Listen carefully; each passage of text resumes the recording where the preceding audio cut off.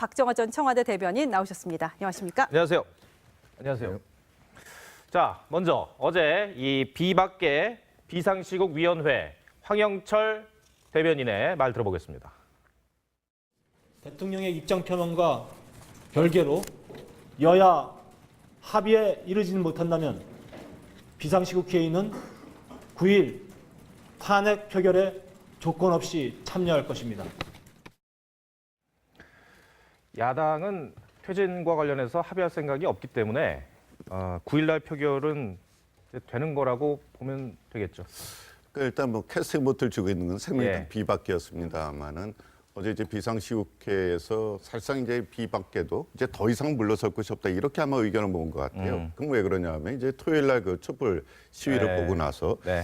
이게 사실은 5차, 6차까지 이렇게 촛불 시위가 오면 어느 정도는 좀 피로도가 쌓이니까 또 날도 추워지지 않습니까? 그래서 시민들의 참여도가 좀 떨어질 것을 아마 새누리당 일각에서는 기대하지 않았을까 이렇게 생각이 들어요. 그런데 오히려 가면 갈수록 그 시위 군용들은 더 늘어나고 그런 점에서 봤을 때는 비박계에서 처음에는 이제 김무성 전 대표 생각대로 박근혜 대통령이 언제 퇴진하겠다 이것만 밝히면은 굳이 탄핵까지 할 필요가 있느냐 뭐 이런 사실 동적 여론도 좀 있었습니다. 그런데 이제 그저께 촛불 시위를 보고 나서 새누리당 비박계는 이제는 안 되겠다. 이제는 그 시점을 좀 넘어선 것 같다. 오히려 탄핵은 탄핵대로 추진해야 된다는 의견이 좀 공감대를 이뤘습니다. 그래서 어제 이제 비상시국에서 그렇게 결정을 했고요. 그래서 아마 금요일 탄핵은 현재 상황은 그렇게 뭐 숫자상으로 보면 그렇게 어렵지 않게 저는 찬성 쪽으로 탄핵이 가결적으로 갈 것을 보고요. 또 어제 저렇게 결정한 그 배경지에 또 하나는 촛불 민심도 물론 있습니다만은 이제 새누리당도 결국 조기 대선을 준비해야 될 상황입니다. 그렇죠. 그러려면은 빨리 이 문제를 털고 가야 된다. 차라리 이 박근혜 대통령 문제를 조기 종결시키고 우리도 이제는 새로운 대선 체제로 가야 한다. 그런 또 의견도 이제 상당 부분 이제 밑에 이제 기류에 이제 깔려 있기 때문에 어제 그 비상시국회에서 결정한 것은 일단 촛불 민심의 이제 논란 부분이 가장 큰 것이고 또 하나는 그럼 새누리당 결국 우리도 같이 괴멸될 수는 없는 것 아니냐. 우리도 차기 대선을 위해서 이제부터 좀 준비를 해야 된다. 이런 아마 두 가지 생각이 이제 합쳐져서 어제 저런 결정을 한 것으로 생각이 됩니다. 네, 김 의원님 그러니까 비박계는 촛불이 횃불이 될 수도 있다. 그리고 이제 청와대로 향하던 촛불 민심이 국회로 올 수도 있다. 이 부분까지 다 염두에 둔 거 아니겠습니까? 예, 실제로 이제 지난 주말에 그 국민들의 어떤 시위의 그 슬로건들이 좀 바뀌었습니다. 대표적인 것의 하나가 국회는 박합하라라고 하는 것이고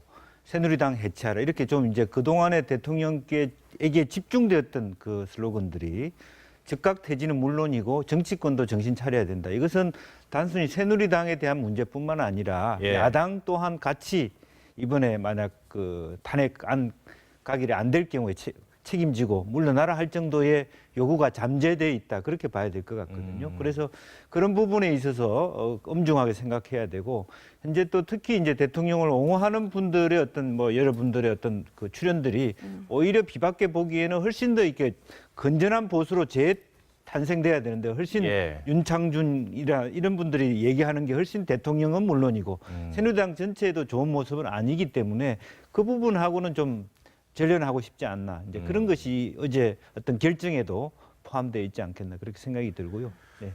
어제 비상시국회의에 29명이 참석을 해서 격론을 벌였다고 하지 않습니까? 네, 사실 김무성 전 대표와 유승민 전 원내대표 생각이 조금 달랐잖아요.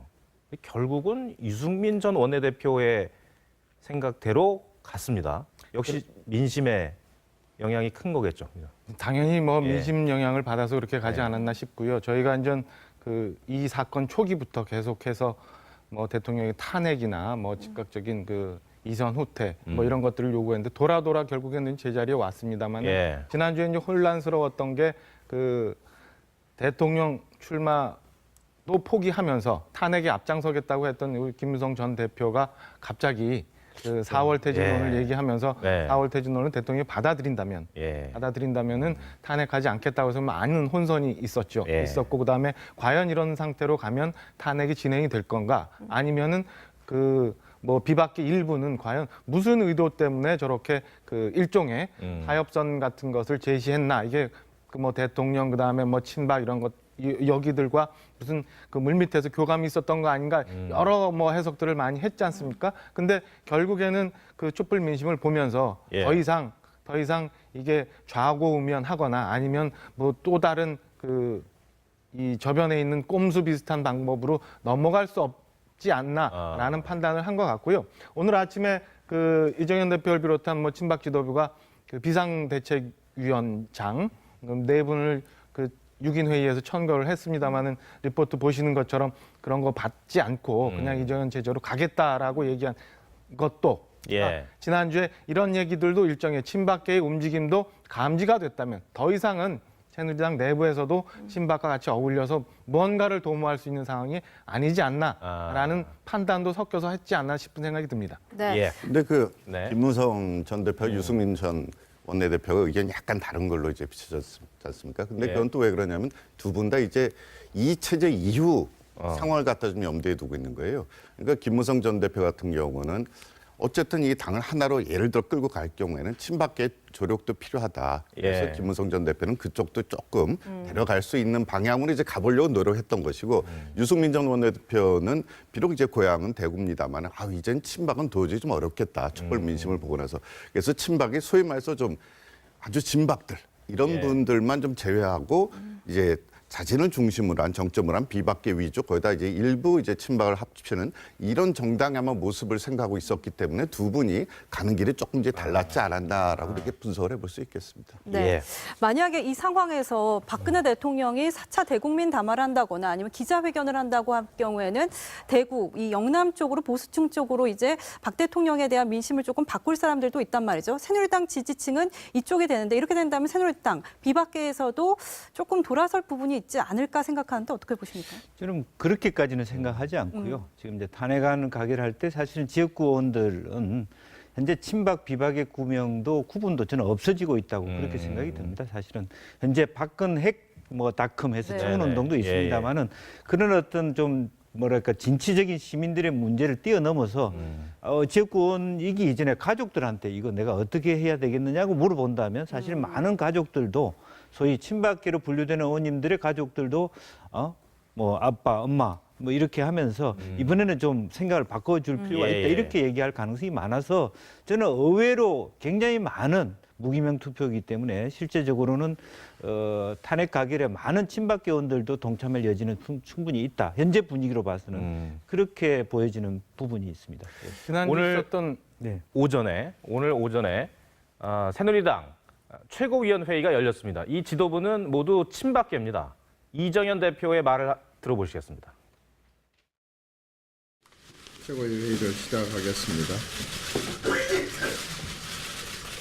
하실 말씀들 있으시면.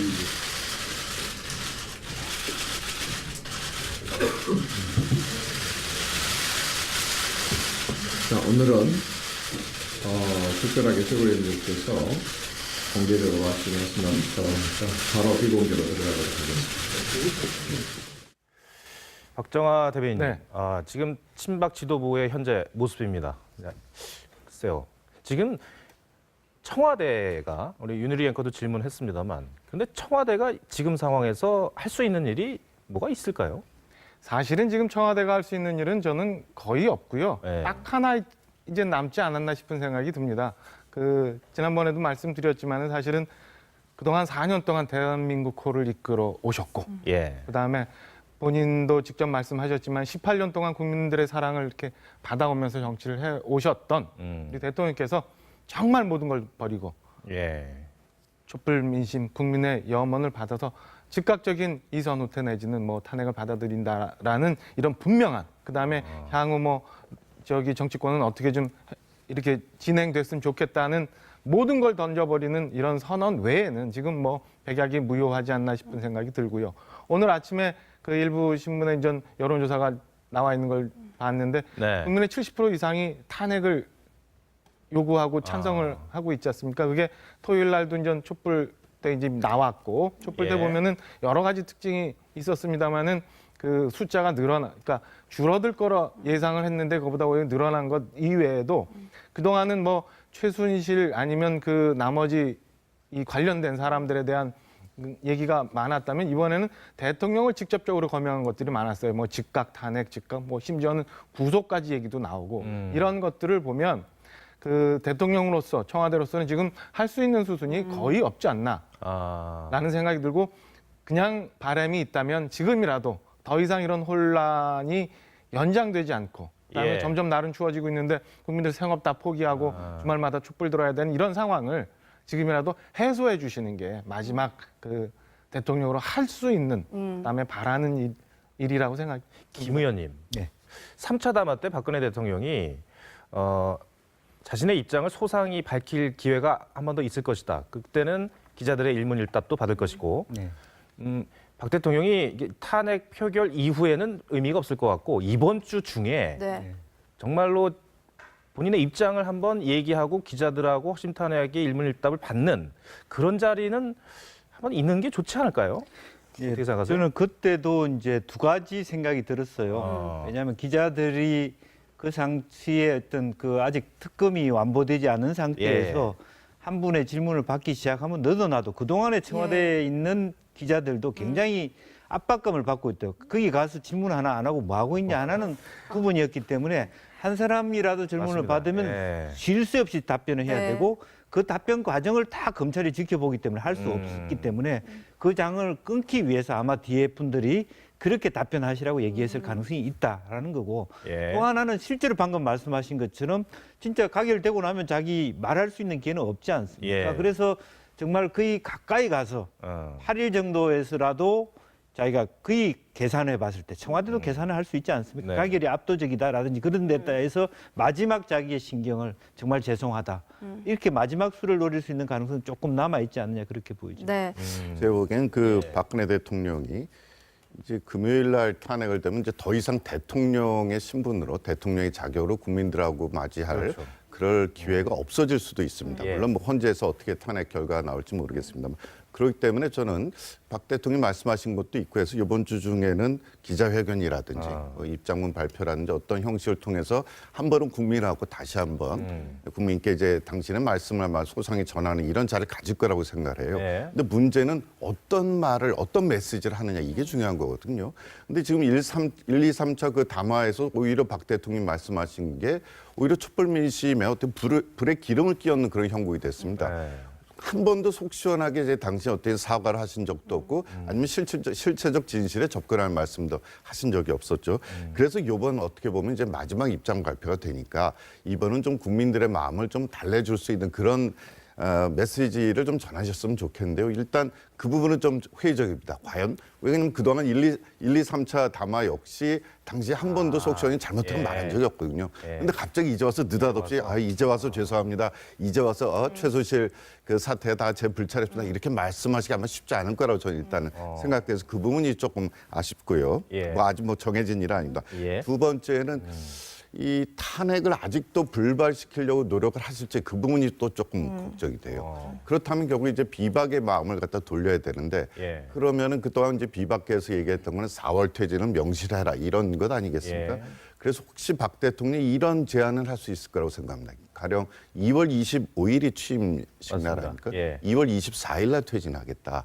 그럼 이제 임기를 딱 4년만 하고 이제 만 4년 한 거죠. 두시는 예. 거죠. 1월 24일 날 내가 퇴진할 테니 뭐 굳이 탄핵할 필요 있느냐. 오히려 탄핵을 하겠어 헌재까지 가게 되면 더 시간이 더 뒤로 연장될 가능성이 크기 때문에 2월 24일 날 내가 퇴진할 테니 4월 말에 대선을 하세요. 그 대신 뭐 나는 이선 후퇴하겠습니다. 이런 제안을 할 수 있다고 좀 생각이 됩니다. 네. 만약에 그걸 안 하시면은 대통령이 이제 강대강으로 가시는 거죠. 네. 이선 후퇴만 얘기하고 자 이제 제 법적 문제는 헌재에서 알아서 해주십시오. 그럼 그럴 경우에는 이제 촛불 민주 훨씬 더 커질 가능성이 크다 이렇게 생각이 듭니다. 네. 예. 그러니까 세 분의 말씀을 들어보면은 박 대통령이 기자회견이나 어떤 담화를 좀 하면 좋겠지만 이게 했을 경우에 의미 있는 결과가 나오지 못했기 때문에 차라리 그렇다면은 박 대통령이 전략적으로 이제 헌재의 결정을 탄핵 결정을 좀 기각시키기 위한 이런 전략으로 갈 수도 있겠다 싶은데 이 부분은 어떻게 보십니까?